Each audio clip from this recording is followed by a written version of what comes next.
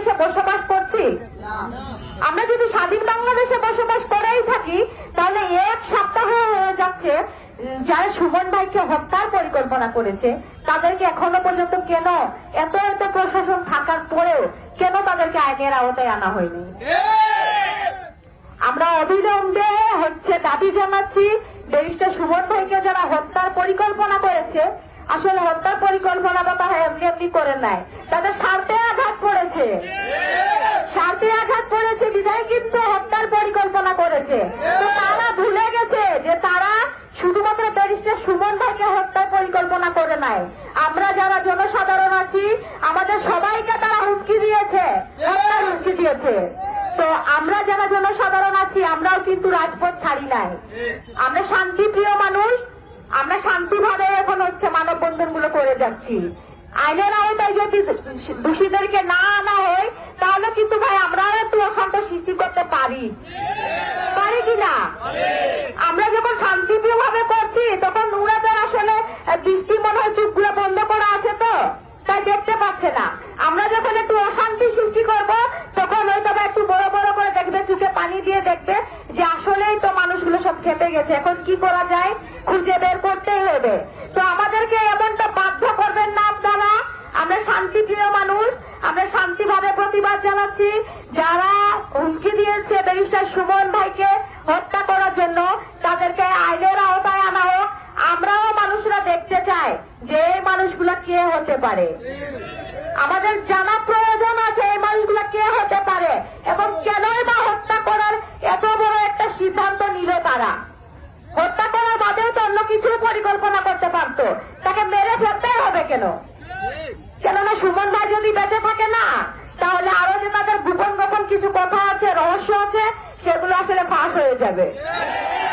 আর সেই জন্য তাকে মেরে ফেলাটা তাদের জন্য জরুরি হয়ে গেছে। তো আপনারা এটা মনে রাখবেন যে ব্যারিস্টার সুমন ভাই একা নয়, সারা বাংলাদেশের মানুষ ব্যারিস্টার সুমন ভাইয়ের পাশে আছে। আপনি এক সুমন ভাইকে হত্যা করতে পারবেন না, আমরা লাখো সুমন ভাই আছি সুমন ভাইয়ের পাশে। তো আমরা প্রশাসনের দৃষ্টি আকর্ষণ করব এবং প্রধানমন্ত্রীর দৃষ্টি আকর্ষণ করব যে আমাদের ভালোবাসার মানুষকে, যে সব সময় মানুষের কথা ভাবে, মানুষের নিয়ে চিন্তা করে, যার দিনটাই শুরু হয় মানুষের জন্য এবং রাতে ঘুমিয়েও তিনি মানুষের কথা ভাবেন, ওইরকম মানুষটা বেঁচে থাকা আমাদের জন্য, আপনাদের বড় বড় নেতাদের জন্য কিছু যায় আসে না, কিন্তু আমাদের খেটে খাওয়া মানুষের জন্য সুমন ভাই যে কতটা গুরুত্বপূর্ণ সেটা আপনারা বড় লোক মানুষরা বুঝতে পারবেন না। আসলে আপনারা যদি আমাদের এই আবেগটুকুকে বুঝতে পারতেন তাহলে এক সপ্তাহ লাগতো না, 2 দিনে আপনারা খুনিদেরকে যারা হত্যার হুমকি দিয়েছে তাদেরকে আপনারা আইনের আওতায় এনে দেখিয়ে দিতেন যে আপনারা প্রশাসনরা সজাগ আছেন, আপনারা আর ঘুমিয়ে নেই, আপনারা সজাগ আছেন। তো আমরা প্রশাসনের দৃষ্টি আকর্ষণ করব যেন অবিলম্বে যারা হুমকি দিয়েছে তাদেরকে আইনের আওতায় আনে এবং পরবর্তীতে যেন এরকম দুঃসাহস কেউ করতে না পারে সেজন্য কঠোর থেকে কঠোর শাস্তি প্রদানের দাবি জানাচ্ছি। আমি আসলে অসুস্থতায় বেশি কিছু করতে পারছি না, শুরু তো করেই দিয়েছি, এর শেষটা কোথায় হবে বলতে পারছি না। যতদিন পর্যন্ত না যারা আসামিরা ধরা পড়ছে ততদিন পর্যন্ত আমরা রাজপথে ছিলাম, আছি এবং থাকবো। এতে যদি আমাদের জীবনটাও দিতে হয় আমরা দিব। আর আমরা চা বাগানে যারা আছি, আমরা আজকে মানববন্ধন করেছি, দরকার পড়লে আমরা একসাথে সম্পূর্ণ চা বাগান বন্ধ রেখে না খেয়ে হলেও রাজপথে আন্দোলন শুরু করবো।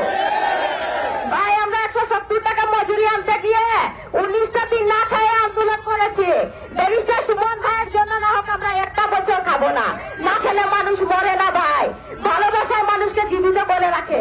ধন্যবাদ সবাইকে, ভালো থাকবেন সবাই। আর আমাদের সবার আশা, আমাদের সবার দীর্ঘ মনের বিশ্বাস মাননীয় প্রধানমন্ত্রী হচ্ছেন জনদরদী, তিনি মানুষকে অনেক বেশি ভালোবাসেন এবং ব্যারিস্টার সুমন ভাই যে মানুষকে ভালোবাসা দিয়েছেন এবং দিয়ে যাচ্ছেন